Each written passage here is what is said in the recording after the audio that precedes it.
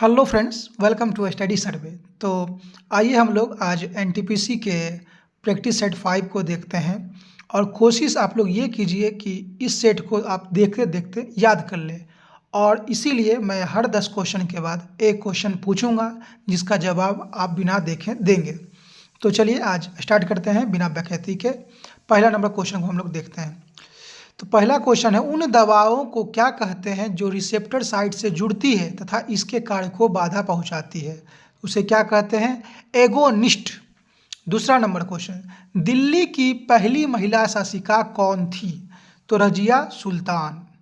तीसरा number question, Mangifera indica किसका वैज्ञानिक नाम है? तो आम का। चौथा नंबर क्वेश्चन, केकड़ा किस प्रजाति के अंतर्गत आता है? तो आता है ये ऑर्थोपोडा के अंतर्गत। ठीक है। पांचवा नंबर क्वेश्चन, आधुनिक आवर्त सारणी का आविष्कार किसने किया था? तो आधुनिक आवर्त सारणी का आविष्कार मोस्ले ने किया था, लेकिन उससे पहले आवर्त सारणी मेंडलीव ने बनाया था। इसलिए आवर्त सारणी का अगर आविष्कार पूछे तो वो होगा मेंडलीव। छठा नंबर क्वेश्चन, संभारकों में क्या होता है? तो संभारकों में परमाणु जो होता है समान भार संख्या होता है और विभिन्न परमाणु संख्या होती है। सातवां नंबर क्वेश्चन, बृहदेश्वर मंदिर कहाँ स्थित है? तो तंजावुर में है। ठीक है। आठवां नंबर क्वेश्चन, मैथिली भाषा मुख्य रूप से किस राज्य में बोली जाती है? तो मैथिली भाषा कहाँ बोली जाती है? ये बिहार में। नौवां नंबर क्वेश्चन, कौन सा नियम यह कहता है बुरा पैसा संचरण में अच्छा पैसा बाहर कर देता है? तो ये कहता है ग्रेशम का नियम। 10वां नंबर क्वेश्चन, सीएफसी के उत्पादन को घटाने के लिए कौन सा प्रोटोकॉल है ना उपयोग किया गया था? तो वो था मॉन्ट्रियल प्रोटोकॉल। चलिए 10 क्वेश्चन हो चुके हैं। हम आपसे पूछते हैं केकड़ा किस प्रजाति का है? तो यह है किसका? अर्थोपोडा का।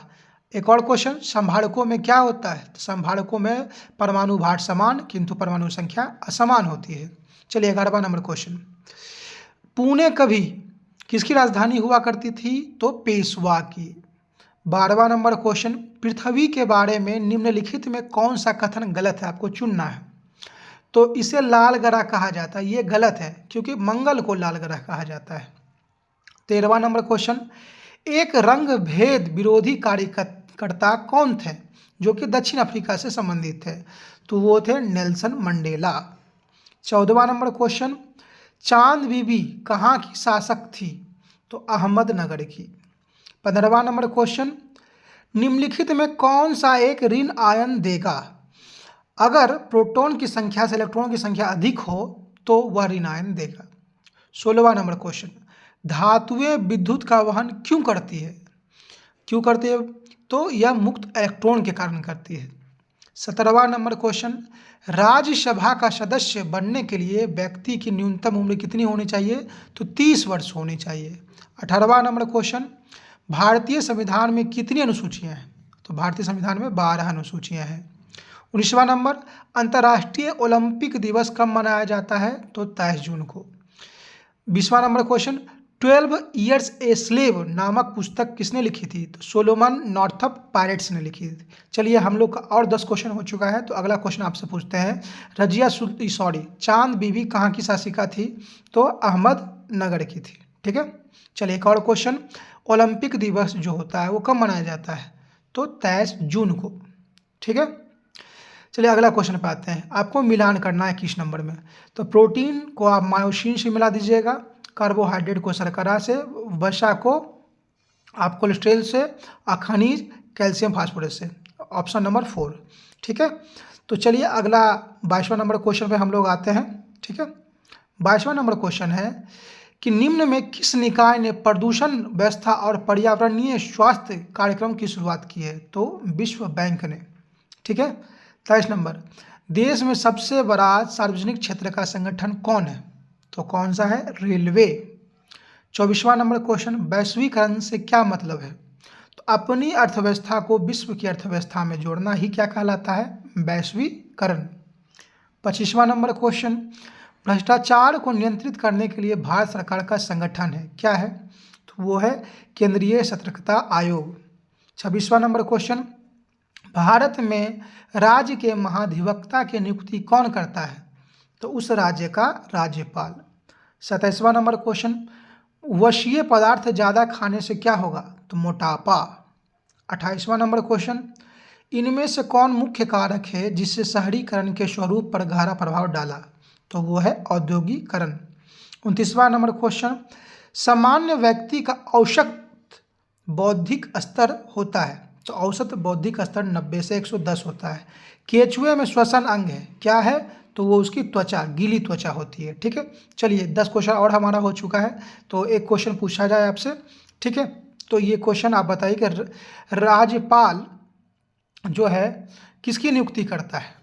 ठीक है, उस राज्य के। तो इसके अनुसार अभी जो हम लोग क्वेश्चन पूछे उसके राज्य के महाधिवक्ता के। ठीक है, चलिए एक क्वेश्चन और आपसे पूछा जाता है, ये बृहदेश्वर मंदिर कहाँ है? तो बताना आपको बिना देखे, तो वे है तंजावुर में। चलिए 31वां नंबर क्वेश्चन में हम लोग अब आते हैं। कर्क रेखा किस राज्य से होकर नहीं गुजरती है? तो उड़ीसा से। 32वां नंबर क्वेश्चन, बांग्लादेश की संसद को क्या कहते हैं? तो जातीय संसद। 33वां नंबर क्वेश्चन, मार्क किस देश की मुद्रा है? तो जर्मनी की मुद्रा है। भारत की पहली महिला विधायक कौन है? ठीक है, ये विधायक है, तो मुथु लक्ष्मी रेड्डी। 35वां नंबर क्वेश्चन, हड़प्पा वासी किस प्रकार की प्राचीन लिपि का उपयोग करते थे? तो वो चित्रलिपि का उपयोग करते थे।